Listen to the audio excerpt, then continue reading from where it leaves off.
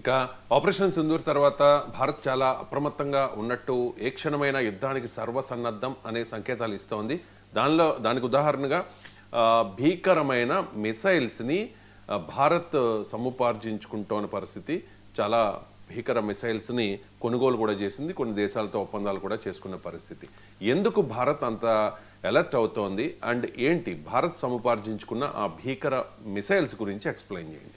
Yes అండి, ఇప్పుడు India ఏదో ఒక పెద్ద యుద్ధానికి తీవ్రంగా చాలా సీరియస్గా సన్నద్ధమవుతున్నట్టు కనిపిస్తుంది.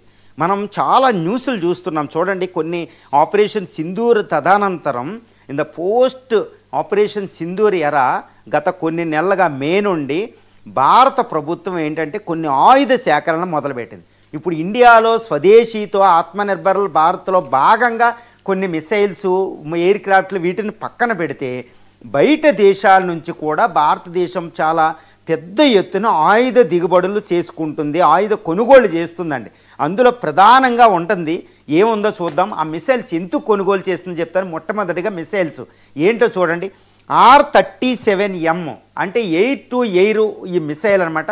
ఇది సుఖోయ్ 30లో కూడా, తర్వాత రఫేల్ ఫైటర్స్ ద్వారా, ఇక తర్వాత మన యొక్క మాక్ 2 తేజస్ ఫైటర్స్ ద్వారా ప్రయోగించవచ్చు. R-37M అనే ఒక మిసైల్ని రష్యా నుంచి దిగుమతి చేసుకున్నాం. ఇది ఎయిర్ టు ఎయిర్ సుమారు 250 నుంచి 400 కిలోమీటర్లు బియాండ్ విజువల్ రేంజ్ అంటారు. ఎయిర్ టు ఎయిర్ భయంకరమైన మిసైల్, అదొకటి మనం కొనుగోలు చేసుకుంటున్నాం. R-37M రష్యా నుంచి తెచ్చుకుంటున్నాం. తర్వాత మార్లెట్ అనే ఎంతో కాదండి ఒక చిన్న మిసైల్, ఇది చిన్న మిసైలు. ఇది డ్రోన్ల ద్వారా, తర్వాత మిసైల్ వెహికల్స్ ద్వారా, తర్వాత ట్యాంకుల ద్వారా, తర్వాత షిప్పుల ద్వారా, ఈవెన్ మనుషులు భుజాలు సోల్జర్ మీద పెట్టుకుని కూడా పేల్చొచ్చారన్నమాట. ఈ మార్లెట్ అని రీసెంట్గా బ్రిటిష్ ప్రైమ్ మినిస్టర్ ఇండియా వచ్చినప్పుడు ఆయనతో $480 మిలియన్ ఒప్పందం కుదుర్చుకున్నాం. మార్లెట్ అని కొన్ని వేల మిసైల్స్ మనం తెచ్చుకోబోతున్నాం అనమాట. ఈ మార్లెట్ అనేది ఇది లైట్ వెయిట్ వెహికల్ మిసైల్. ఇది 8 కిలోమీటర్ల రేంజ్లో ఉంటుంది. చాలా ప్రమాదకరమైన మిసైల్ అనమాట ఇది. ఈ మిసైల్ మనం బ్రిటన్ నుంచి కొనుగోలు చేస్తున్నాం. మార్లెట్ అనేది చాలా పవర్ఫుల్ వరల్డ్ మిసైల్ టెక్నాలజీని ఒక చేంజ్ తీసేసింది అనమాట. ఈ మిసైల్ని మనం కొనుగోలు చేసుకోబోతున్నాం. తర్వాత S-400లో వాడే కొన్ని మిసైల్స్ని మనం మళ్ళీ తెచ్చుకుంటున్నాం. రష్యా నుంచి 10,000 కోట్ల రూపాయలు పెట్టి తెచ్చుకుంటున్నాం. S-400 బ్యాటరీలో ఉపయోగించే మిసైల్స్ అనమాట. ఇవి చాలా పవర్ఫుల్, మాక్ 25 రేంజ్లో వెళుతున్నాయి. వచ్చే మిసైల్ని ఆపేస్తుంది, డ్రోన్లు ఆపేస్తుంది, తర్వాత ఎయిర్ క్రాఫ్ట్ని ఆపేస్తుంది. 10,000 కోట్లు మనం రష్యా నుంచి మళ్ళీ తెచ్చుకుంటున్నాం. తర్వాత మెటియార్, ఈ మెటియార్ అనే ఒక మిసైల్ ఉంటుందండి. ఇది రఫేల్ ఫైటర్స్ మనం ఫ్రాన్స్ నుంచి కొనుక్కున్నప్పుడు ఈ రఫేల్తో పాటు ఆయుధ ప్యాకేజ్లో భాగంగా ఒకటి వచ్చిందనమాట. అందులో మెటియార్ ఒకటి, హ్యామర్ అనేది ఒకటి, స్కాల్ఫ్ మిసైల్ అని ఉంటుంది. ఈ స్కాల్ఫ్ అనేది అంటే 8-2 సర్ఫేస్ ఉంటుంది, హ్యామర్ 8-2 సర్ఫేస్ ఉంటుంది. వేరేజ్ ఈ మెటియార్ అనేది రీసెంట్గా ఇప్పుడు పాకిస్తాన్లో ఆపరేషన్ సింధూర్లో రఫేల్స్ ద్వారా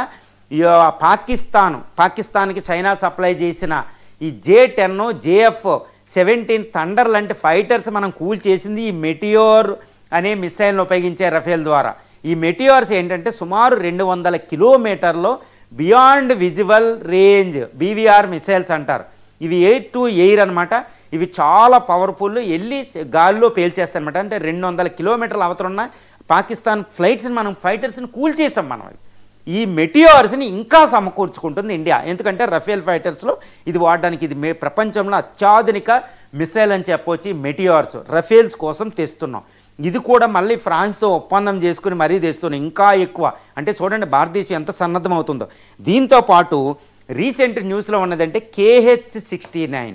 ఈ KH-69 ఏంటంటే అంతకుముందు చెప్పిన R-37M మెటియార్ మిసైల్తో పోలిస్తే సుమారు 400 కిలోమీటర్ల వరకు ఎయిర్ టు ఎయిర్ అనమాట. అంటే మొత్తం పాకిస్తాన్ అంతటి కూడా ఈ రఫేల్ ఫైటర్స్ ఇండియా బౌండరీ దాటకుండానే పాకిస్తాన్లో ఏ విమానైనా కూల్చేయచ్చు అనమాట. ఎయిర్ టు ఎయిర్ మిసైల్స్ అండి. ఇవి చాలా పవర్ఫుల్. ఇది రష్యా నుంచి మనం తెచ్చుకున్నాం KH-69. దీన్ని X-69 అని కూడా నాటో పిలుస్తూ ఉంటుంది అనమాట. ఇవి సబ్సోనికే, కానీ దీన్ని తట్టుకోవడం చాలా కష్టం. ఒక్కసారి ఫ్లైట్ మీద నుంచి పేలిస్తే అది 20 మీటర్ల ఎత్తులో వెళ్తుందనమాట. మొత్తం ఎయిర్ డిఫెన్స్ సిస్టమ్లో యాంటీ ఎయిర్ డిఫెన్స్ సిస్టమ్లు అన్నింటినీ కూడా తట్టుకుని వెళ్తాయి. KH-16 అనే చాలా పవర్ఫుల్, దాన్ని మనం దిగుమతి చేసుకుంటున్నాం రష్యా నుంచి. చూడండి ఎంత పవర్ఫుల్ మిసైల్ తెచ్చుకున్నాం. దీంతోపాటు ఇజ్రాయెల్ నుంచి బరాక్ 8ని ఇంకా ఎక్కువ సంపాదించుకుంటున్నాం. దీంతోపాటు అదే ఇజ్రాయెల్ నుంచి లోరా అనే ఒక మిసైల్ మనం తెస్తున్నాం. ఇది కూడా ఇదేంటంటే లోరా అనేది ఏంటంటే ఎయిర్ టు ఎయిర్ వెళ్తుంది, సర్ఫేస్ టు ఎయిర్ వెళ్తుంది, ఎయిర్ టు సర్ఫేస్ వెళ్తుంది, సర్ఫేస్ టు సర్ఫేస్ అనే అన్ని విధాలుగా తయారవుతుంది. ఈ లోరా అనేది ఏంటంటే మన బ్రహ్మోస్ కంటే కొంచెం తక్కువ రేంజ్లో ఉంటుంది. అంటే బ్రహ్మోస్ అనేది 150 కిలోమీటర్ల నుంచి 400 కిలోమీటర్ల వరకు కొడుతుంది బ్రహ్మోస్. కానీ తక్కువ రేంజ్లో వాటిని కొట్టడానికి లోరా తక్కువ కాస్ట్ అనమాట. బ్రహ్మోస్ అనేది చాలా కాస్ట్లీ, దాన్ని ఎందుకు వాడాలి, అతిపెద్ద ఆయుధాన్ని ఎందుకు వాడాలి. కాబట్టి లోరా తక్కువ కాస్ట్తో తయారు చేసి ఇజ్రాయెల్ నుంచి లోరాలు తెచ్చుకుంటున్నాం. బ్రహ్మోస్ బదులు అది వదలొచ్చు అనమాట. అంటే అన్ని రేంజ్ల్లో కూడా ఈ మిసైల్ తెచ్చుకుంటున్నాం. ఏంటి భారతదేశం ఎందుకు ఇంత India is on the spree of the buying the missiles from other countries. చూడండి, ఇజ్రాయెల్ నుంచి, రష్యా నుంచి, ఫ్రాన్స్ నుంచి, బ్రిటన్ నుంచి ఎన్ని మిసైల్స్ కొంటుంది. ఎందుకు ఇది కొంటుందంటే ఏదో అతిపెద్ద యుద్ధానికి సన్నద్ధం. ఏంటంటే థర్డ్ వరల్డ్ వార్ వచ్చినా, తర్వాత 2 ఫ్రంట్ వార్ అటు చైనా నుంచి పాకిస్తాన్ నుంచి వచ్చినా, లేదా పాకిస్తాన్ యుద్ధం అంటుంది దాంతో యుద్ధం వచ్చినా, లేదా పాకిస్తాన్ చైనా బంగ్లాదేశ్లో ఒకేసారి ట్రై ఫ్రంట్ వార్ వచ్చినా మనం అంతా సన్నద్ధం. అంటే ఇండియా ఈజ్ అంటే కీడించి మేలించుతుందనమాట. India is preparing for some war అనమాట. దీన్ని బట్టే వార్ అనేది ఇన్నోవేటబుల్, వార్ అనేది అనివార్యమైన ఒక యుద్ధం రాబోతుందని చెప్పొచ్చు. ఈ మిసైల్స్ కొనుగోలు, ఈ మిసైల్స్ కొనుగోలుని బట్టి చూస్తేనే మనం ఇండియా యుద్ధ సన్నద్ధత తెలుస్తుందండి. ఇది కూడా కొనుగోలు కూడా మామూలుగా లేదు, టెక్నాలజీ ట్రాన్స్ఫర్స్ ఉన్నాయి. అందరూ ఒకటి అడగవచ్చు అనమాట ఇక్కడ, మరి ఇండియాలో ఆత్మనిర్భర్ భారత్ అంటున్నారు, మరి దానికి ఏంటంటే ఎప్పుడు కూడా ఒకటి గుర్తుపెట్టుకోవాలి. Even United states of America కూడా బయట నుంచి ఆయుధాలు కొంటుంది. ఇండియా మిసైల్స్కి కొదవలేదు, ప్రపంచంలో అత్యాధునిక ఆయుధాలు ఉన్నాయి.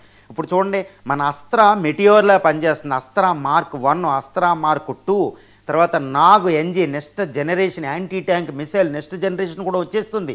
అంటే 100 కిలోమీటర్ల దూరంలో నాగు కొడుతుంది. ఆకాష్, తర్వాత S-400 కింద రేంజ్లో ఆకాష్ ఎయిర్ డిఫెన్స్ సిస్టమ్ మనం వాడుతున్నాం. సుదర్శన్ చక్ర అంటే ఆకాష్ కలిపి, తర్వాత బరాక్ 8 అని ఇజ్రాయెల్ ఎయిర్ డిఫెన్స్ సిస్టమ్ కలిపి, IL ఎయిర్ డిఫెన్స్ సిస్టమ్ కలిపి, మన ఆకాశియన్ కలిపి, S-400 కలిపితే ఈ సుదర్శన చక్ర ఒక షీల్డ్. అంటే short range, medium range, long range.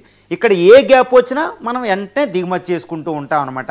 అదేవిధంగా క్రూయిజు, సబ్ క్రూయిజు, బాలిస్టిక్ మిసైలు, తర్వాత ఈ బాలిస్టిక్ మిసైల్లో కూడా షార్ట్ రేంజ్, మీడియం రేంజ్ ఇవన్నీ ఉంటాయండి. అంటే క్రూయిజ్ అనేది స్పేస్లోకి ఎంటర్ అవ్వు, బాలిస్టిక్ మిసైల్ స్పేస్లోకి ఎంటర్ అయ్యి భూవతరణలోకి వస్తాయి. ఇవి కూడా తర్వాత beyond visual range, air to air, air to surface, surface to surface, surface to air, ఎన్నో ఉంటాయి అక్కడ 4-5 రకాలు అవి. తర్వాత యాంటీ షిప్ మిసైల్స్ కూడా ఉంటాయి, నేవీ ఉపయోగించేవి, సబ్మెరైన్స్ నుంచి ఉపయోగించే మిసైల్స్లో కూడా ఎన్ని రకాలు, 4 ఉపరితలాల మీద నుంచి సంధిస్తూ ఉంటారండి. అవి భూతలం మీద వెళ్తూ దొరకవు, ఎయిర్ డిఫెన్స్ సిస్టమ్కు దొరకకూడదు.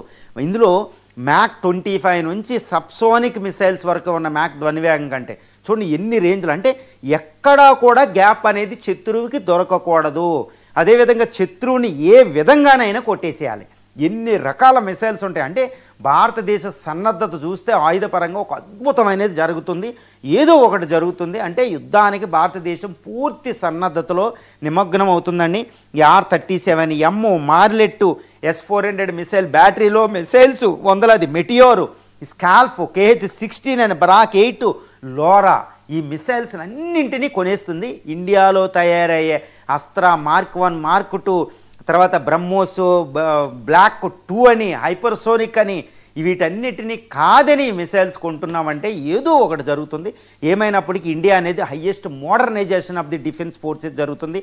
ఆర్మీ, నేవీ, తర్వాత ఎయిర్ ఫోర్స్ అన్ని వింగుల్లో జరుగుతుందంటే ఇండియన్ రాకెట్ ఫోర్స్ తయారవుతుంది. అంటే శత్రు దుర్భేద్యంగా, ఇది ఇన్విన్సిబుల్గా ఈ ఆయుధ కొనుగోళ్లు జరుగుతున్నాయని మనం చెప్పవచ్చండి. ఇక వందే మాతర గీతం